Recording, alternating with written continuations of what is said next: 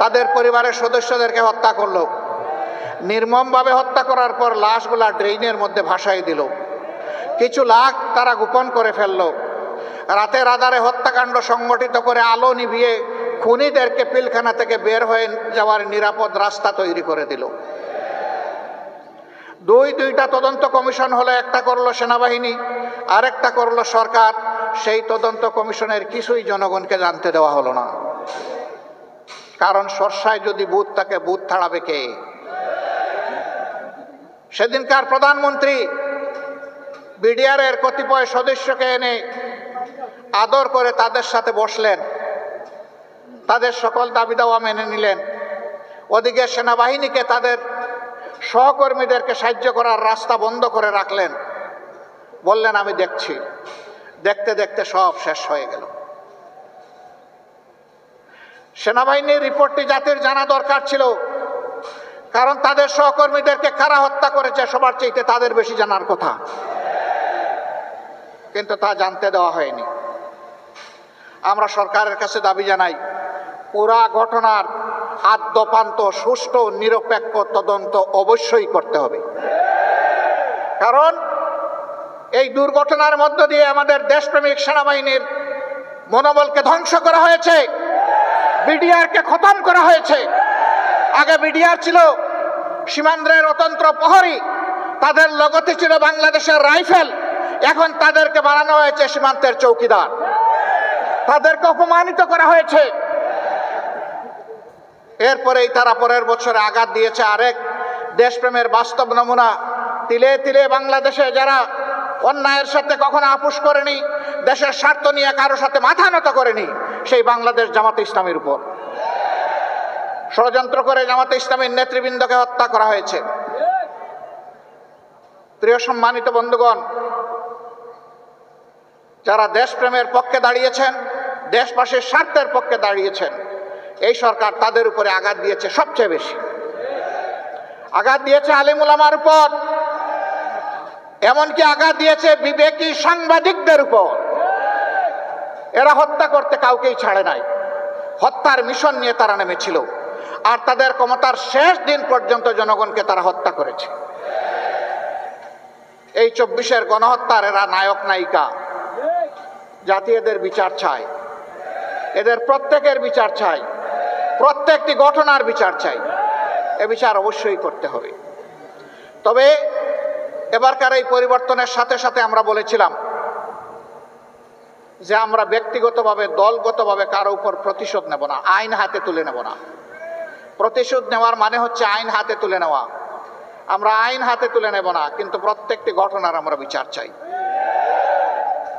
এ বিচার যদি না হয়, তাহলে বিচারহীনতাই সন্ত্রাসীদেরকে আরো সন্ত্রাস করার শক্তি যোগাবে। আমরা কি বাংলাদেশে আবার সন্ত্রাস দেখতে চাই? যদি সন্ত্রাস দেখতে না চাই, তাহলে অবশ্যই বিচার হতে হবে।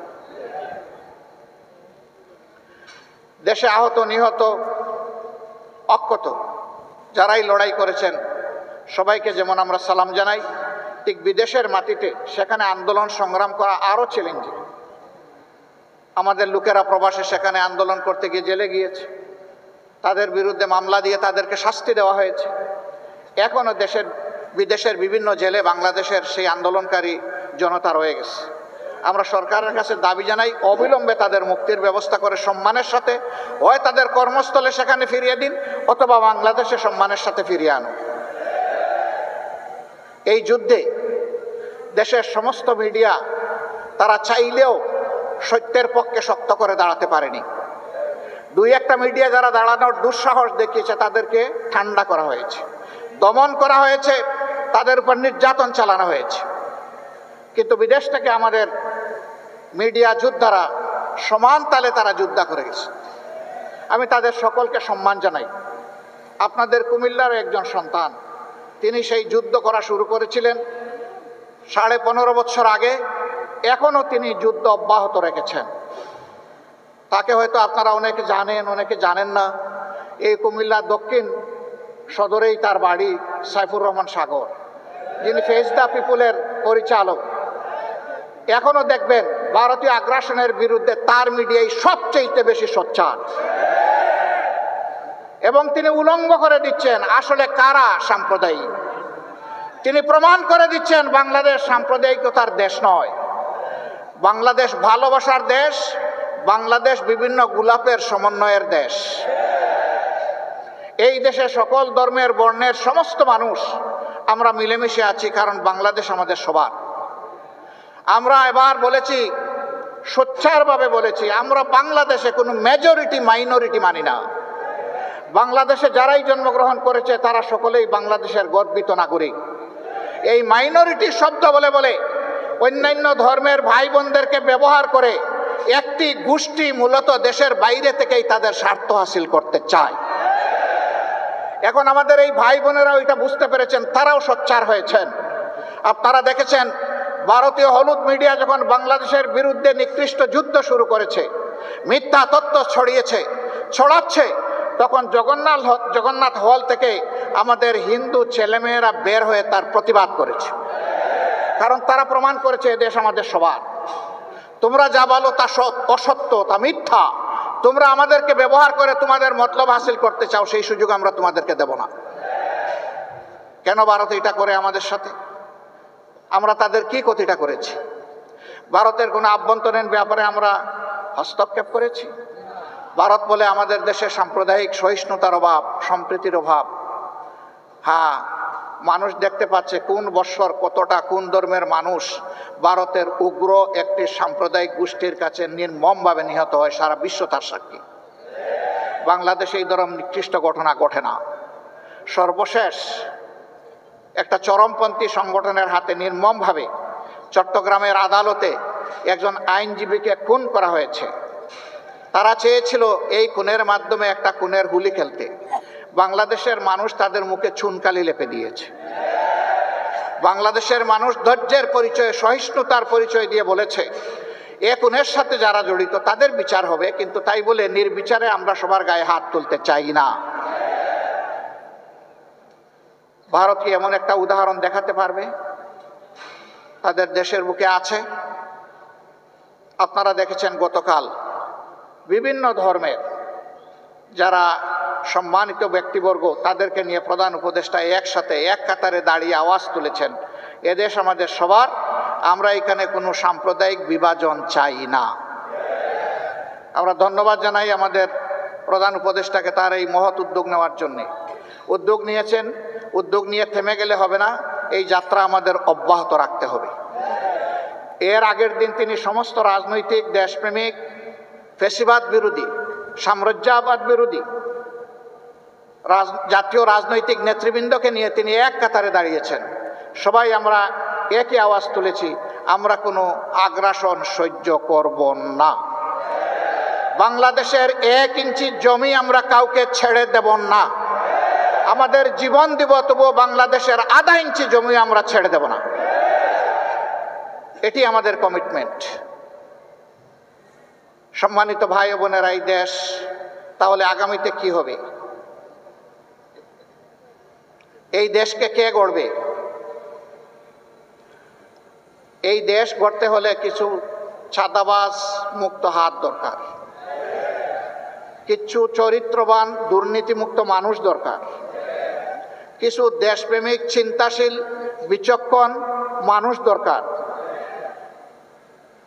এই বিচারটা করবে কে?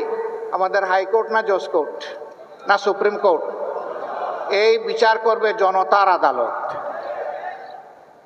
জনগণকে বোকা ভাবার কোনো কারণ নেই। আমরা জনগণের উপর আলহামদুলিল্লাহ পূর্ণ আস্থা রাখি। জনগণ বিচার করবে অতীত কার কেমন ছিল, বর্তমান কার কেমন, আর ভবিষ্যৎ কার কেমন হতে পারে। অতীত, বর্তমান এবং ভবিষ্যৎ বিবেচনায় জনগণ সিদ্ধান্ত নেবে। আমরা সেই সিদ্ধান্তের অপেক্ষায়। তাহলে সিদ্ধান্তটা আসবে কিভাবে? অবশ্যই নির্বাচনের মধ্য দিয়ে। সেই নির্বাচন হতে হবে সুষ্ঠু, অবাধ এবং গ্রহণযোগ্য। এখানে কোনো পেশি শক্তি অথবা টাকার খেলা চলবে না। এই রাস্তা বন্ধ করতে হবে। এই রাস্তা যদি বন্ধ করতে হয় তাইলে কতগুলো প্রয়োজনীয় সংস্কারও আনতে হবে। সেই সংস্কারে সরকার হাত দিয়েছে। আমরা সরকারকে অনুরোধ করব সংস্কারে গতি বাড়ান। সংস্কারে গতি বাড়িয়ে মৌলিক সংস্কারগুলো করে একটা সুষ্ঠু নির্বাচন জাতিকে উপহার দেন। আপনারা যেন ইতিহাসে স্মরণীয় হয়ে থাকতে পারেন। আপনাদের নিজস্ব কোনো এজেন্ডা থাকবে না, এজেন্ডা জাতীয় এজেন্ডা একটাই, যে একটা সুন্দর সুষ্ঠু নির্বাচন আপনারা উপহার দেবেন। তার জন্য যত সংস্কার প্রয়োজন তাই আপনারা করুন। আমরা আপনাদেরকে চাপ দিচ্ছি না, আবার অনুরোধ করব আপনারা মূল্যবান সময়টাকে নষ্ট করে দীর্ঘায়িত করবেন না। আপনারা যৌক্তিক সময়ের ভিতরে এই নির্বাচন জাতিকে উপহার দিন। জাতি গত 3টা টার্ম তাদের নিজস্ব ভোটের অধিকার প্রয়োগ করতে পারেনি। বিশেষ করে জাতির 42 ভাগ ভোটার যারা যুবক, তারা একটা ভোটও দিতে পারেনি। আমরা আমাদের যুবকদের হাত ধরে, যুবকদের বুক ছিটিয়ে যুদ্ধ করা এবং রক্তের বিনিময়ে এই স্বাধীন পরিবেশটুকু পেয়েছি। আমরা চাই আগামীতে তারা শুধু ভোট দিবে না, তারা জাতিকে নেতৃত্বও দিবে ইনশাআল্লাহ। আমরা একটা যুব সমৃদ্ধ বাংলাদেশ গঠন করতে চাই। আমরা আমাদের যুবকদের হাতকে বেকারের হাত হিসাবে দেখতে চাই না, আমরা আমাদের যুবকদের হাতকে উন্নয়নের হাত হিসাবে দেখতে চাই, কর্মীর হাত হিসাবে দেখতে চাই, দেশপ্রেমিকের হাত হিসাবে দেখতে চাই, জনতার পাশে দাঁড়ানো হিমালয় পর্বতের মতো শক্তি হিসাবে দেখতে চাই। প্রিয় সংগ্রামী কুমিল্লাবাসী, আপনাদের প্রিয় নেতা বলেছেন 2টা যৌক্তিক কথা। একটা এয়ারপোর্ট, সেই ব্রিটিশ আমল থেকে এখানে তখন বিশ্বযুদ্ধের জন্য ঘাঁটি গাড়া হয়েছে। এইরকম ঘাঁটি যারা সবগুলোই কিন্তু এয়ারপোর্ট হয়ে গেছে 2টো ছাড়া, একটা কুমিল্লা আর একটা শমশেরনগর। শমশেরনগর অতটা জরুরি নয় আর একটা এয়ারপোর্ট করা, কারণ সিলেট একটা এয়ারপোর্ট আছে, কিন্তু কুমিল্লা তো অনেকগুলা জেলার কেন্দ্রস্থল। এটা খুবই যৌক্তিক দাবি, এই দাবি আমরা শতভাগ সমর্থন করি। প্রধান উপদেষ্টার নেতৃত্বে বর্তমান সরকারকে অনুরোধ করব আপনারা মনোযোগ দিন। বিভাগ, আপনারা বিভাগ পাইলেন না, আপনাদের কপালের দোষ। আপনাদের জেলার নাম কুমিল্লা। কুমিল্লা জেলাটা কি আমাজন জঙ্গল থেকে এখানে এসে পড়েছে? এটা কি বাংলাদেশের অংশ নয়? মহান স্বাধীনতা যুদ্ধে 24-এর যুদ্ধে কুমিল্লার কি কোনো ভূমিকা নেই? যদি কুমিল্লার ভূমিকা কুমিল্লা নামেই রাখার সুযোগ থাকে, আজকে কুমিল্লার নামে বিভাগ দিতে অসুবিধা কোথায়? কেন সেটা আটকে রেখেছিলেন? শেখ মুজিবুর রহমান সাহেব দুনিয়া থেকে বিদায় নিয়েছেন, তার সুকীর্তি অথবা তার অন্য কিছু, সেটার মূল্যায়ন জনগণ করেছে, করবে, করতে থাকুক। কিন্তু আপনি ওই জায়গায় জেদ ধরে আপনি কুমিল্লা বিভাগ দিবেন না, একটা জেলাকে তার নাম ধরে অপমানিত করবেন। আপনি বাংলাদেশের প্রধানমন্ত্রী হতে পারেন না।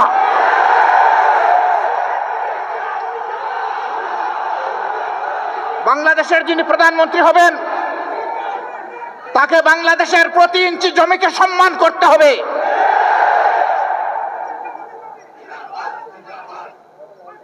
এটা একটা জুলুম, একটা এলাকার লোকদের উপর নিঃসন্দেহে এটি একটি জুলুম। অনেকগুলা জুলুমের মধ্যে এইটা একটা জুলুম। আমরা বর্তমান সরকারকে অনুরোধ করব, তার তো সব কিছুই রেডি আছে, আপনারা মেহেরবানি করে তাদের এই হক পাওনাটা কুমিল্লাবাসীকে দিয়ে দেন। নামের জন্য কুমিল্লাবাসী যুদ্ধ করে নাই, বলে নাই সুরমা নদীর নামে করেন, কুশিয়ারার নামে করেন, তিতাসের নামে করেন, এটার নামে করেন, ওটার নামে করেন। কুমিল্লাবাসী এটা বলেন নাই। কুমিল্লাবাসী বলেছে আমাদের নামেই আমাদের পরিচয়, আমাদের বিভাগটা দিয়ে দেন। এমনকি বৃহত্তর নোয়াখালীর লোকেরা বলেন নাই যে লক্ষ্মীপুরের নামে দেন বিভাগ, তারা বলে নাই যে আপনারা নোয়াখালীর নামে দেন, ফেনীর নামে দেন, তাও তারা বলে নাই। তাহলে তারা যদি কেউ না বলে কুমিল্লার নামে বিভাগ হবে না কেন? এই বিভাগ হওয়া উচিত। বরঞ্চ আরেকটা কারণে হওয়া উচিত, যে একটা নামের প্রতি অপমান করা হয়েছে, যত তাড়াতাড়ি পারেন দিয়ে সম্মানটা ফিরিয়ে দেন। আমরা এমন একটা বাংলাদেশ গঠন করতে চাই, যেই বাংলাদেশে কোনো বৈষম্য থাকবে না। আপনারা সবাই রাজি আছেন, কিন্তু আমাদের স্টেজের লোকেরা রাজি না। কারণ আপনারা নিচে বসে আছেন সাধারণ চেয়ারে, ওনারা দামি চেয়ারে এখানে বসে আছে। তার মাঝে আবার 3টা দেখেন ডিস্টিংগুইশড, ওইটার হাইট আরো বেশি। আইসা দেখি যে এই 3টাতে আবার বিছানা আছে, কি বলে জানি, টাওয়াল দেওয়া আছে। তো আমি বৈষম্য বেশি দূর করতে পারি নাই, প্রথমে আমার টাওয়ালটা ফেলে দিছি। আগামীতে এই ধরনের কোনো আয়োজন হলে সকল চেয়ার সমান থাকবে ইনশাআল্লাহ। যে চেয়ার নিচে থাকবে, দেখার স্বার্থে যদি একটা স্টেজ লাগে, তাইলে সেই চেয়ারটাই উপরে থাকবে ইনশাআল্লাহ। আপনারা সবাই রাজি আছেন? আপনারা তো রাজি থাকবেন, ওনারা রাজি কিনা? ওনারাও রাজি আছে, আলহামদুলিল্লাহ। তাইলে আমরা উভয় পক্ষ রাজি যে আমরা সকল ক্ষেত্রে বৈষম্যহীন চলবো ইনশাআল্লাহ। তবে এটা ঠিক যে যার যার রুচি মতো চলবো। যেমন আমার গায়ে একটা সদরিয়া বা একটা কোটি আছে, তাই বলে সবাইকে কোটি পরতে হবে না। ব্লেজার যার পছন্দ তিনি ব্লেজার পরবেন, শীতের দিনে সোয়েটার গ্লাভ চাদর যার পছন্দ তিনি তাই পরবেন। কিন্তু সামাজিক ক্ষেত্রে আমরা ইনশাআল্লাহ সমান থাকবো আল্লাহ চাইলে। দেখেন বৈষম্যের শিকার হয়ে ভাইগুলা পড়তে বসছিল এই মাত্র। তা আমরা আল্লাহর দরবারে বৈষম্য থেকে পানা চাই। এখন এই বৈষম্যহীন দেশটা গড়বে কে? প্রধানমন্ত্রী হলেই আমার বাড়ি যে জায়গায় বন্যার স্রোত, উন্নয়নের স্রোত চলে যাবে সে জায়গায়। সারা বাংলাদেশের সম্পদ টেনে টুনে এনে ওখানে ঢুকাই দেওয়া হবে। তাইলে বৈষম্যহীন সমাজ হবে কেমনে? যুক্তি হলো যে সাবেক আমলে আমার এলাকা ছিল বঞ্চিত, এখন অতীতের কাজা কাফারা সব আমার আদায় করতে হবে। আমরা কথা দিচ্ছি ইনশাআল্লাহ আল্লাহ তাআলা যদি জনগণের মনে ভালোবাসা আমাদের প্রতি সমর্থন তৈরি করে দেন, তাহলে আমরা এমন বাংলাদেশ গড়ব যেই বাংলাদেশে প্রধানমন্ত্রীর জেলার আগে অন্য জেলাকে আগে চোখ দিয়ে দেখা হবে ইনশাআল্লাহ। তবে প্রধানমন্ত্রীর জেলাও বঞ্চিত হবে না, তারাও তাদের ন্যায্য অংশ পাবে ইনশাআল্লাহ। কারণ প্রধানমন্ত্রী হওয়ার কারণে ওই জেলাকেও বঞ্চিত করার কোনো অধিকার নাই। কিন্তু রাজার হস্ত করে সমস্ত কাঙ্গালের দুন চুরি, ওই চুরি করতে দেব না আমরা কাউকে। যদি আল্লাহ তাআলা আমাদেরকে এই সুযোগ দেন, আল্লাহ ভালো জানেন, প্রিয় জনগণ তারা বিবেচনায় নেবেন। যদি সুযোগ দেন তাহলে ইনশাআল্লাহ আমরা কথা দিচ্ছি যে আমরা দুর্নীতি করব না, দুর্নীতি হতে দেব না। বলবেন তার কি কোনো প্রমাণ আছে? একটু আছে তো ভাই। 2001 থেকে 6 সাল জামাতে ইসলামের যে দেশপ্রেমিক নেতৃবৃন্দকে খুন করা হয়েছে বিচারিক আদালতে, তারা তো 2 জন 3 মন্ত্রণালয়ের দায়িত্ব পালন করেছেন। বলেন বাংলাদেশের কেউ কোনো দুশ্মনও আমাদের তাদের হাতে একটু দুর্নীতির গন্ধ লাগাইতে পেরেছে? পারে নাই। কেন? একটাই কারণ, তারা আল্লাহকে ভয় করে। আমরা আশা করব যাদের হাতে আগামীতে দায়িত্ব আসে তারা যেন আল্লাহকে ভয় করে চলে। যদি আল্লাহকে ভয় করে চলে তাহলে আল্লাহর ভয় আর দুর্নীতি দুইটা পাশাপাশি চলতে পারে না। দুর্নীতি তখন দুর্নীতির মৃত্যু হবে এবং সুনীতির জয় হবে ইনশাআল্লাহ। আমাদের শিক্ষা ব্যবস্থাকে একটা কুড়া শিক্ষা ব্যবস্থা বানানো হয়েছে। মাস্টার্স, তারপরে গ্র্যাজুয়েশন, ওইদিকে কামিল, আলেম, ফাজেল, এই সমস্ত ডিগ্রি নিয়ে লোকেরা দুয়ারে দুয়ারে ঘুরে একটা ন্যায্য চাকরি পাওয়ার আশায়। 2টা কারণে পায় না। একটা কারণ হলো মামু এবং খালার ঠেলায় আর বাসে না। আরেকটা কারণ হলো সে যে সার্টিফিকেটটা নিয়ে এসেছে এইটা তার সার্টিফিকেটের সাথে তার কোয়ালিটি প্রমাণ হয় না। কেন হয় না? 2টি কারণে হয় না। প্রথম শিক্ষা ব্যবস্থা হচ্ছে নৈতিকতাবিহীন শিক্ষা ব্যবস্থা, বুকবাদী শিক্ষা ব্যবস্থা। এই বুকবাদী শিক্ষা ব্যবস্থা তাকে শিখিয়েছে বড় পণ্ডিত হয়ে সূক্ষ্মভাবে কিভাবে রাষ্ট্রের ধন চুরি করতে হবে। 2 নম্বর কারণ হলো চুরিটাও তো ভালো করে শিখবে, বুতা কাশি নিয়ে বের হয়ে গেছে, মানে ওখান থেকে জাগতিক শিক্ষাটাও ভালো নিতে পারেনি। এই 2 জায়গাকেই প্রপারলি ডেলে সাজানো হবে যাতে বাংলাদেশের শিক্ষা দুনিয়ার জন্য অনুসরণীয় হয়। এখন আমাদের দেশ থেকে দুনিয়ার বিভিন্ন দেশে লোক যাওয়ার জন্য পাগল হয়ে যায় শিক্ষার জন্য, উচ্চতর শিক্ষার জন্য। কিন্তু আমাদের দেশে লোক আসতে চায় না। কেন চায় না? এই দুর্বল শিক্ষা কেউ নিতে চায় না, এই জন্যই আসতে চায়। এমন একটা শিক্ষার মডেল তৈরি করতে হবে যে দুনিয়ার মানুষেরাও যেন এখানে শিক্ষা নিতে আসে। এটা ছিল তো, এক আমলে তো ছিল, দুনিয়ার মানুষ তো এখানে আসতো, জাপাইয়া পড়তো, এমনি এমনি তো আসে নাই। এই দেশের এই অঞ্চলের কোয়ালিটি ছিল, এই জন্যই তো এসেছে। আমার সম্মানিত ভাইয়েরা, আমরা এমন বাংলাদেশ গড়ব যে বাংলাদেশে মসজিদ পাহারার দরকার হবে না, মন্দির, মঠ, চার্চ, প্যাগোডা কোনোটাই পাহারার দরকার পড়বে না। সকল ধর্মের মানুষ তার ধর্ম, তার কর্ম সে তার মতো করে চলবে, সেখানে কেউ হস্তক্ষেপ করার দুঃসাহস দেখাবে না। তবে এটা ঠিক, ধর্মের নামে কেউ অন্যের ধর্মের ব্যাপারে হিংসা এবং বাড়াবাড়িও করবে না। মাঝে মাঝে উস্কাইয়া দেওয়া হয় মানুষের অনুভূতিকে। এরা দুষ্ট, যারা এটা উস্কাইয়া দেয় এরা সুস্থ মস্তিষ্কের মানুষ না, এদের ভিন্ন এজেন্ডা আছে, এগুলো আমরা করতে দেব না। প্রিয় ভাইরা, এখানে আপনারা অনেকে ফ্ল্যাগ নাড়বেন, নেড়েছেন, হয়তো বা আবার নাড়বেন। দুটো ফ্ল্যাগ ছাড়া কোনো ফ্ল্যাগ এখানে উঠবে না। একটি বাংলাদেশের ফ্ল্যাগ আর একটা বাংলাদেশ জামাতে ইসলামীর লোগো সম্বলিত ফ্ল্যাগ। এর বাইরে মেহরবানি করে কোনো ফ্ল্যাগ এখানে উড়াবেন না। কারো হাতে থাকলে এটা নিচে রেখে দেবেন। আমার সম্মানিত সহকর্মীবৃন্দ, এই যে বৈষম্যহীন দুর্নীতিমুক্ত একটা বাংলাদেশ গড়ার আমরা স্বপ্ন দেখি, যুব সমৃদ্ধ একটা সমাজ গড়ার স্বপ্ন দেখি, এই সমাজটা গড়বে কে? এই সমাজটা আপনাদেরকেই গড়ার দায়িত্ব নিতে হবে। আপনারা বলেছেন যারা যে এক আল্লাহ, আমরা এক আল্লাহর উপর ভরসা করে সামনে এগোতে চাই। রাসূল করিম সাল্লাল্লাহু আলাইহি সাল্লামের দেখানো দুনিয়ার সবচেয়ে শ্রেষ্ঠ আদর্শ অনুসরণ করতে চাই। আমাদের নিজের জীবনে আগে এটা প্রতিষ্ঠিত করতে হবে। প্রতিষ্ঠা করার পথে অনেক সমালোচনা শুনবেন, অনেক বাধা আসবে। জামাতে ইসলামীকে বলা হবে এটা প্রতিক্রিয়াশীল শক্তি। জামাতে ইসলামী প্রতিক্রিয়াশীল হলে 15.5 বছর জামাতে ইসলামীর উপর যে অত্যাচার, যে নির্মম নির্যাতন, যে জুলুম হয়েছে, দল হিসাবে চিন্তা করুন তো এই ক্ষতিটা আর কার হয়েছে? 1-2 করে শীর্ষস্থানীয় 11 জন নেতাকে হত্যা করা হয়েছে। তাদের রক্তে ভেজা আজকের এই বাংলাদেশ। তাদের সহকর্মীদেরকে হত্যা করা হয়েছে, তাদের রক্ত ভেজা এই বাংলাদেশ। আমাদের প্রত্যেকটা অফিসকে সিলগালা তালাবদ্ধ করে রাখা হয়েছে। একটা মুহূর্তের জন্য আমাদেরকে ঢুকতে দেওয়া হয়নি, এটা অন্য কারোর জন্য হয়। আমাদের নিবন্ধন সংগঠনের কেড়ে নেওয়া হয়েছে, এটা কারো হয়নি। শেষ মুহূর্তে দিশাহারা হয়ে আমাদেরকে নিষিদ্ধ ঘোষণা করা হয়েছে, এইটাও কারো হয়। হ্যাঁ, হয়েছে অন্য সকল দলের, সরকারের প্রতিপক্ষ আলিম উলামা সহ বিভিন্ন দল সহ মানুষ খুন করা হয়েছে, গুম করা হয়েছে, তা আমাদেরও করা হয়েছে। কিন্তু এই 4 জিনিস আর কারো করা হয়। কেন এত জ্বালা আমাদের উপর?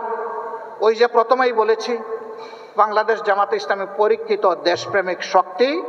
বাংলাদেশের স্বাধীনতা সার্বভৌমত্বের ব্যাপারে কারো সাথে আপোষ করেনি, কারো সাথে আপোষ করছে না, এবং ইনশাআল্লাহ কারো সাথে আপোষ করবে না।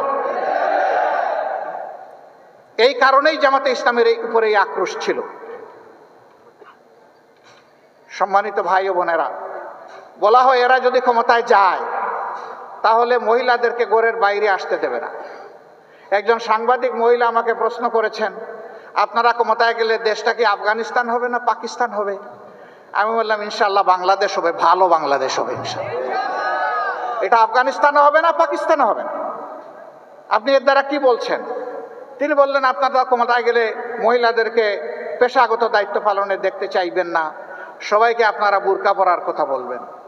আমি বললাম মহিলারা তাদের যোগ্যতার প্রমাণ দিবেন, পেশাগত দক্ষতার প্রমাণ দিবেন। 2টা ভালো জিনিস সাথে পাবেন, একটা হচ্ছে মর্যাদা, আর একটা হচ্ছে নিরাপত্তা। এখন সমাজে সেই মর্যাদাও দেওয়া হয় না, নিরাপত্তা তো নাই। তখন সব জিনিসের সাথে এই 2টাও নিশ্চিত করা হবে। কেন তারা পারবেন না? রাসূল করিম সাল্লাল্লাহু আলাইহি ওয়াসাল্লাম যুদ্ধের ময়দানে মহিলাদেরকে সুযোগ দিয়েছেন যুদ্ধ করার। আমরা কে মহিলাদেরকে ঘরের মধ্যে তালাবদ্ধ করে রাখার? আর মহিলারা ঘর থেকে বের হবে না? তার সামাজিক দায়িত্ব নাই, তার পেশাগত দায়িত্ব নাই? উম্মাহাতুল মুসলিমিন, উম্মতের উস্তাদের কাজ করেছেন, তারা কেন শিক্ষকতার কাজ করতে পারবে না? রাষ্ট্রের গুরুত্বপূর্ণ বিষয়ে তাদেরকে পরামর্শে সামিল করেছেন, তারা কেন রাষ্ট্রের সিদ্ধান্তে সামিল থাকবেন না? ইনশাআল্লাহ মর্যাদার সাথে, নিরাপত্তার সাথে তারা সেদিন এই নতুন বাংলাদেশের একজন নাগরিক হয়ে তারা গর্ববোধ করবেন যে আমি এমনই একটা বাংলাদেশের নাগরিক ইনশাআল্লাহ। সম্মানিত কুমিল্লাবাসী, যদিও এখানে আমাদের দলীয় সহকর্মীরাই আছেন, হয়তো বাইরে কিছু শুভাকাঙ্ক্ষী আমাদের কথা শুনতে পাচ্ছেন, কিন্তু আমি ধরে নিচ্ছি আপনারা কুমিল্লাবাসীর প্রতিনিধি। এই জন্য আমি আপনাদেরকে এইভাবেই অ্যাড্রেস করছি। আজকের এই আওয়াজ আমাদের সহকর্মী বোনেরাও শুনতে পাচ্ছেন। অনুরূপ আরেকটি প্যান্ডেলে তাদের আয়োজন করা হয়েছে। আমরা স্মরণ করিয়ে দিতে চাই, সৃষ্টির সূচনা হয়েছে একজন পুরুষ এবং একজন মহিলা। এবং আল্লাহর সৃষ্টিতে শুধু মানুষ নয়, প্রত্যেকটি প্রাণীর জুড়া আল্লাহ পয়দা করেছে, প্রত্যেকটি উদ্ভিদেরও জুড়া আল্লাহ পয়দা করেছে। আমি দায়িত্ব নিয়ে সায়েন্সের একজন ছাত্র হিসেবে বলছি, প্রত্যেকটি উদ্ভিদেরও জুড়া আছে। আল্লাহ বেজুড় কোনো কিছুই পয়দা করেন। তা আল্লাহ তাআলা এই জুড়া কেন পয়দা করেছেন? এই জুড়া মিলেই তার সৃষ্টিকে আল্লাহ তাআলা সৌন্দর্য দান করেছেন, পূর্ণতা দান করেছেন। অতএব সেই পূর্ণতা নিয়েই বাংলাদেশ ইনশাআল্লাহ আগামীর গৌরবের বাংলাদেশ হবে ইনশাআল্লাহ। আমার সম্মানিত ভাইয়েরা, আমরা জাতীয় ঐক্য চাই, কোনো বিভেদ চাই না, বৈষম্য চাই না, কিন্তু অন্যায় যদি আমার দলও করে আমি তার বিরুদ্ধে প্রতিবাদ করবই, আমি চুপ থাকবো না। অন্যায় যে করবে আমাকে আওয়াজ দিতেই হবে। অন্যায় করলে আওয়াজ না দিলে অন্যায়কে উৎসাহিত করা হবে, অপরাধীদেরকে এগিয়ে দেওয়া হবে অপরাধ করার জন্যে। আমরা তা পারবো না, এটা আমাদের পক্ষে সম্ভব না। যিনি অপরাধ করবেন অবশ্যই আওয়াজ দেব। আলহামদুলিল্লাহ, এই পরিবর্তনের সাথে সাথে এই মজলুম দলটি বলেছিল আমরা অসহিষ্ণু নই, আমরা সহিষ্ণু, আমরা ভালোবাসার বাংলাদেশ গড়তে চাই। আমরা আমাদের সহকর্মীদেরকে, শুভাকাঙ্ক্ষীদেরকে বলেছিলাম আপনারা মেহেরবানি করে শান্ত থাকুন, ধৈর্য ধরুন এবং দেশ গঠনে অংশগ্রহণ করুন। বাংলাদেশের 56,000 বর্গমাইলের কোথাও 1 ইঞ্চি জায়গার উপর জামাতে ইসলামের কর্মী সমর্থকরা মানুষের কাছে চাঁদা চেয়েছে অথবা জুলুম করেছে 5 তারিখের পরে এটা কেউ বলতে পারবে না। যদি কোনো জায়গায় তার ব্যতিক্রম হয় মেহেরবানি করে আমাদেরকে জানিয়ে সাহায্য করবেন। সরকারের, প্রশাসনের, পুলিশ বাহিনীর কারোই দরকার হবে না, বিচার কারে কয় ইনশাআল্লাহ দেশের জনগণ দেখবে। আমরা ভোগের জন্য রাজনীতি করি না, পদের জন্য রাজনীতি করি না, মানুষের মালিক বনে যাওয়ার রাজনীতি করি না। আমরা রাজনীতি করি মানুষের খাদেম হওয়ার রাজনীতি, সেবার রাজনীতি। এই জন্য এত নির্যাতিত, এত জুলুমে নিষ্পেষিত একটা দল আপনারা দেখেছেন, যেখানেই প্রাকৃতিক বিপর্যয় হয়েছে, খরা, বন্যা, দুর্যোগ, অ্যাক্সিডেন্ট, জামাতে ইসলামের সবার আগে গিয়ে বলেছে লাব্বায়েক, আমরা হাজির। আহত নিহতের পরিবারের পাশে দাঁড়িয়ে বলেছে আমরা আপনাদের সাথে আছি। এবারও যারা শহীদ হয়েছে বিগত আন্দোলনে, প্রত্যেকটি পরিবারে, আমরা দল দেখি নাই, ধর্ম দেখি নাই, আমরা সম্মান করে তাদের পরিবারের কাছে গিয়েছি, তারা আমাদেরকে গ্রহণ করেছেন, আমরা সম্মানিত হয়েছি। আমরা তাদের পাশে দাঁড়িয়ে বলেছি শহীদ পরিবার জাতির সম্পদ, আমরা অবশ্যই আপনাদের সাথে আছি, পাশে আছি, একসাথে আছি, পরিবারের সদস্য হিসেবে আছি। কোনো জায়গায় এমন হয়েছে একজন রিক্সা চালক ভাই শহীদ হয়ে গিয়েছে, তার 6 মাসের অন্তঃসত্ত্বা স্ত্রী কেঁদে বলছে আমার গর্বের সন্তানের কি হবে, দুনিয়ায় এসে কারে বাবা ডাকবে। অন্য মানুষের বাচ্চাগুলো যখন তাদের বাবার মুখের দিকে তাকাইয়া লাফালাফি করবে, আমার বাচ্চা তখন কি করবে? আমার এই গরিবের সংসারে আমরা তো ভালোই ছিলাম, এখন কি হবে? রাজশাহীর সেই মেয়েটাকে বলেছিলাম মা, এখন আমরা তো এই পরিবারের সদস্য, তুমি, তোমার বাচ্চা এবং তোমার পরিবার, জামাতে ইসলামী যতদিন বেঁচে থাকবে ততদিন পর্যন্ত আমাদের সম্পদ, আমরা খেলে তোমরাও খাবে। আমাদের সন্তানরা লেখাপড়া করলে একই মানের লেখাপড়া তোমার সন্তানও করবে ইনশাআল্লাহ। ইতিমধ্যে তার কুলে আলহামদুলিল্লাহ একটা পূর্ণিমার চাঁদ, একটা বাচ্চা এসেছে। আমরা দোয়া করি আল্লাহ তাকে তাইয়্যিব হায়াত দান করুন। তার বাপের মতো সেও যেন জাতীয় বীর হতে পারে। তার বাবা লড়াই করতে গিয়ে এইটা চিন্তা করে নাই যে আমি রিক্সাওয়ালা, আমি মরে গেলে আমার পরিবার কেমনে চলবে, বরঞ্চ সে চিন্তা করেছে আমার জীবন যদি আমার জাতির হায়াত এনে দেয় তাইলে আমি আমার জীবন দিয়ে দেব। এ ঘটনার পর আমরা গিয়েছি, আমাদের তাহের ভাই গিয়েছে বিভিন্ন হসপিটালে দেখতে, হাত নাই, পা নাই, চোখ দুটো নাই, পাশে বসে বিছনায় বসে জিজ্ঞেস করেছি তোমার কেমন লাগে, বলে যে আমি হ্যাপি, আমি খুশি। বললাম তুমি হাত হারিয়ে, পা হারিয়ে, চোখ হারিয়ে খুশি? বলে যে হ্যাঁ আমি খুশি। কেন ভাই তুমি খুশি? বলে যে আমার দেশ স্বাধীন হয়েছে। তাদেরকে বললাম আগামীতে জাতির প্রয়োজনে আর তো তোমাদের করার কিছু নেই, তোমরা তো সব উজাড় করে দিয়ে দিস। কেন নাই? হাত একটা গিয়েছে, জাতির প্রয়োজনে দ্বিতীয়টা দেওয়ার জন্য প্রস্তুত আছে। যেই জাতির সন্তানেরা এইরকম জীবন দেওয়াকে জাতির স্বার্থে পছন্দ করে, আমরা বিশ্বের সকলকে অনুরোধ করব তাদের দিকে লাল চোখ তুলে তাকাবেন না। জীবনের চাইতে মরণ, শাহাদত জাতের কাছে প্রিয়, তাদেরকে ধমক দেওয়ার চেষ্টা করবেন না। প্রিয় কুমিল্লাবাসী, পুলিশের হাতে কি আমরা নির্যাতিত হইনি? হয়েছে। কিন্তু এবারকার এই পরিবর্তনের পরে অনেক পুলিশ বিভিন্ন কারণে তারা কর্মস্থলে যেতে ইতস্তত করছিলেন। আমরা বলেছি অতীতের কারো যদি কোনো অপরাধ থাকে সেইটা আদালত আছে, বিচার আছে, সংশ্লিষ্ট কর্তৃপক্ষ মানুষ আছে, তারা দেখবে। কিন্তু এখন দেশ চলতে হবে, আপনারা আসেন, আপনাদের দায়িত্ব পালন করেন, আমরা আপনাদেরকে সহযোগিতা করব। আপনারা কি সেই সহযোগিতা করেছিলেন? করেছেন। আমরা কারো অন্যায়ের মানে ওই রকম ক্ষমা করে দিচ্ছি না, কিন্তু দেশ তো চলতে হবে। দেশ চলতে গিয়ে আমরা তাদেরকে সহযোগিতা করেছি, আমরা তো কই প্রতিশোধ নেই। অনেকে বলে যে রাজপথে অতীতে পুলিশের সাথে আপনাদের সমস্যা হয়েছে, হবে তো। পুলিশ যদি অন্যায়ভাবে শান্তিপূর্ণ মিছিলে এসে আমাকে আঘাত করে, তাইলে এই আঘাত ফিরায় দেওয়ার দায়িত্ব আমার আছে। পুলিশ কেন আমার শান্তিপূর্ণ মিছিলে আঘাত করতে আসবে? তারাই তো এই কাজটা ঠিক করেন নাই। আমরা আশা করব আগামীর বাংলাদেশ এই পুলিশেরও বাংলাদেশ, এটা সেনাবাহিনীরও বাংলাদেশ, এটা নাগরিকদের বাংলাদেশ, এটা আমাদের সংবাদকর্মীদের বাংলাদেশ, এটা জাতি পেশা সকলের বাংলাদেশ।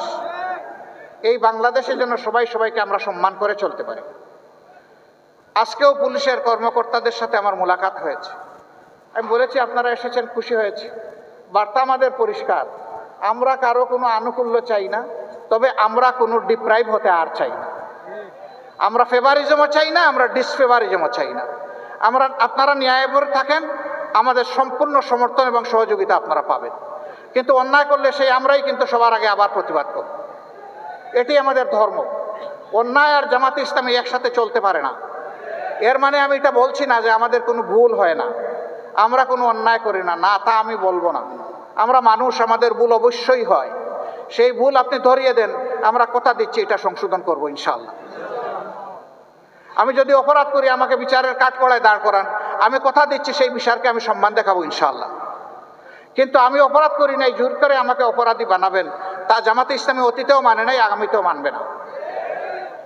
বহু চেষ্টা করা হয়েছে নেতৃবৃন্দকে মাথা নত করানোর। নেতৃবৃন্দ বলেছেন যে আলহামদুলিল্লাহ আমরা গোলাপের বাগানে প্রবেশ করতে যাচ্ছি, মাথা নত করার কোনো প্রশ্নই উঠে না। ফাঁসির রশি আমাদের কাছে অত্যন্ত প্রিয়, যদি সেই রশি আমাকে আল্লাহর জান্নাতে নিয়ে যায়। সেই রশি যদি ন্যায়ের পক্ষে হয়, অসত্যের বিরুদ্ধে হয়, জাতির কল্যাণে হয়, দেশপ্রেমের জন্য হয়, রশি 100 নয় 100টা মাথা পেতে নিতে রাজি আছে।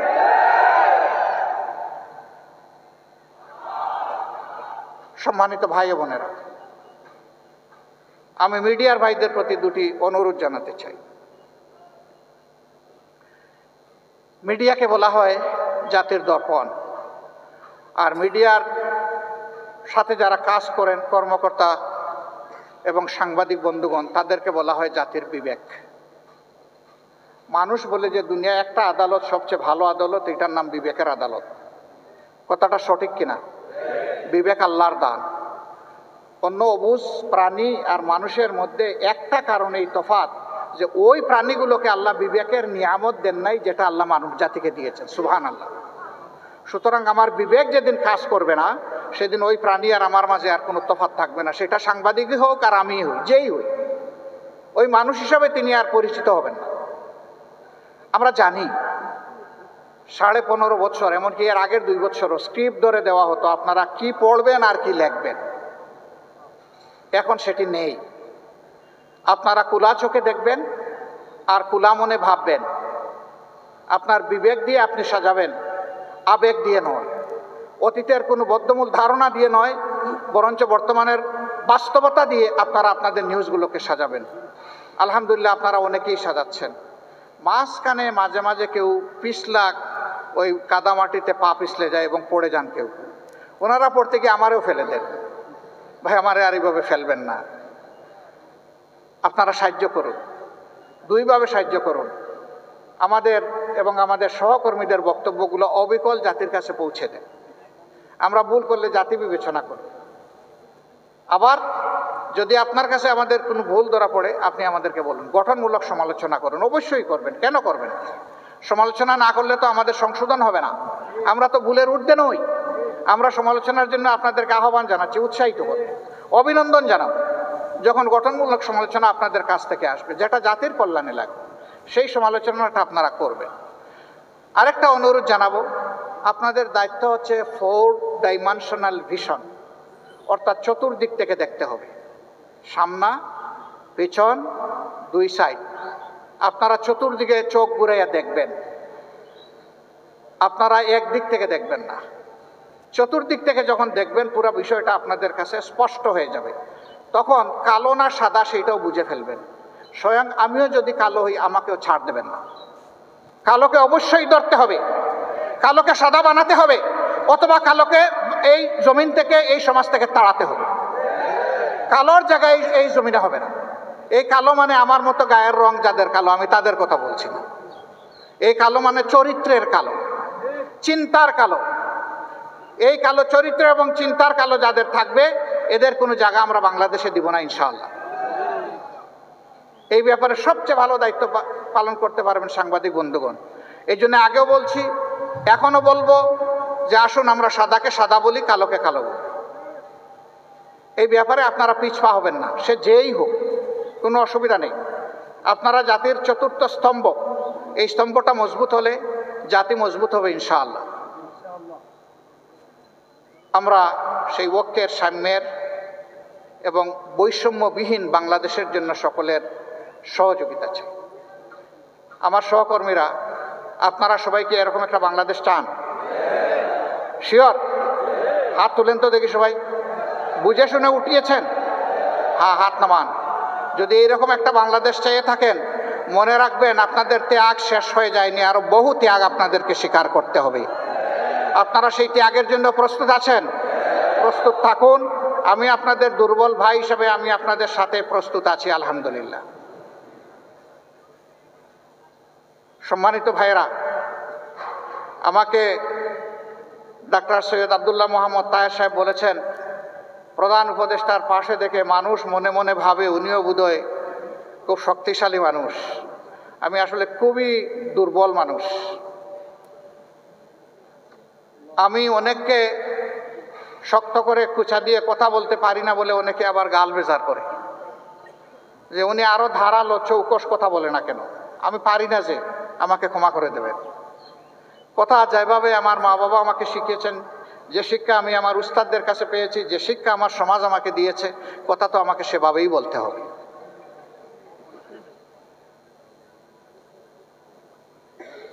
আমি আসলে সেই অর্থের কোনো মানুষ নই।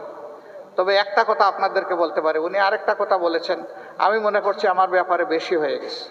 তিনি বলেছেন 24-এর এই যুদ্ধের আমি সেনাপতি ছিলাম। না, আমি সেনাপতিদের পাশে পানির গ্লাস নিয়ে দাঁড়িয়েছিলাম যে আমি তোমাদেরকে পানি পান করাতে এসেছি। হ্যাঁ, এটা বলতে পারি। আলহামদুলিল্লাহ, ওরাও রাত্রে ঘুমায় নাই, আমিও রাত্রে ঘুমাই নাই। ওই ফাঁকে ফাঁকে 1 ঘন্টা 8 ঘন্টা করে ট্রিপ মেরেছি ঘুমের, কারণ ওই সময় ঘুমাবার সময় ছিল না, ওই সময় জেগে থাকার সময় ছিল। ওই সময় ঘুমাইলে সর্বনাশ হয়ে যায়। প্রিয় সম্মানিত বন্ধুগণ, যেই জাতির নেতৃবৃন্দ সজাগ থাকে সেই জাতি শান্তিতে ঘুমাইতে পারে, আর যে জাতির নেতৃবৃন্দ ঘুমিয়ে পড়ে সেই জাতিরা আর কোনো শান্তি থাকে না, ঘুম হারাম হয়ে যায়। যারা এই জাতিকে নেতৃত্ব দিতে আসবেন তাদেরকে অনুরোধ করব, হাতে লাঠি নেওয়া চৌকিদার হিসাবে আসবেন, হাতে বন্দুক নেওয়া খুনি হিসাবে কেউ আসবেন না। মানুষের ভোট নেওয়ার আগে পায়ে ধরে বাবা ডাকবেন, আর ভোট নেওয়ার পরে মালিক হয়ে তার উপরে ছড়ি ঘুরাবেন, এই মানসিকতা আর দেখাবেন না। এটা বাংলাদেশের জনগণ একবারের মতো প্রত্যাখ্যান করেছে। এই রূপে যেই আসতে চাইবে তিনি বারবার প্রত্যাখ্যাত হবেন। সুতরাং আসতে হবে সত্যিকার অর্থে সেবকের পোশাক পরেই আসতে হবে, মন নিয়ে আসতে হবে। বাংলাদেশ জামাত ইসলামের জন্য দোয়া করবেন। আমরা এই দেশ এবং দেশের জনগণের একটু খেদমত করতে চাই। আল্লাহ যদি এই খেদমতের জন্য আমাদেরকে উপযুক্ত মনে করেন, তাহলে দেশবাসীকে যেন আমাদের ভালোবাসার পাত্র বানায় দেন। এই দেশবাসীর অন্তরে যেন আমাদের জন্য কিছু দোয়ার জায়গা আল্লাহ তৈরি করে দেন। আমাদের যে শহীদরা দফায় দফায় রক্ত দিয়েছেন সেই 71 সাল থেকে, আমি সবাইকে স্মরণ, যারাই রক্ত দিয়েছেন দেশের জন্য, জাতির জন্য, তাদের রক্তের ঋণটা যেন আমরা পরিশোধ করার সুযোগ পাই। আল্লাহ যেন এই তৌফিকটা আমাদেরকে দান করেন। আমার সম্মানিত ভাইয়েরা, আল্লাহ তাআলা এই কুমিল্লাবাসীর প্রতি রহম করুন। তাদের 2টা ন্যায্য দাবি থেকে কুমিল্লাবাসীকে দূরে রাখা হয়েছে, বঞ্চিত করা হয়েছে। তাদের দাবি অবিলম্বে বাস্তবায়িত হোক, আমরা দোয়া করি। আরও যে দাবিগুলো সঙ্গত দাবি আছে অন্যান্যদের মতো, সারা দেশের মতো, সেই দাবিগুলোও তাদের বাস্তবায়ন ওটাও দোয়া করি। আমরা সমতার, ন্যায্যতার, ভালোবাসার, অহিংসু একটা বাংলাদেশ গঠনের দিকে এগিয়ে যাই। আল্লাহ আমাদেরকে সাহায্য করুন। আসসালামু আলাইকুম ওয়া রাহমাতুল্লাহ। আল্লাহ হাফিজ। বাংলাদেশ জিন্দাবাদ। বাংলাদেশ জামাতে ইসলামী জিন্দাবাদ।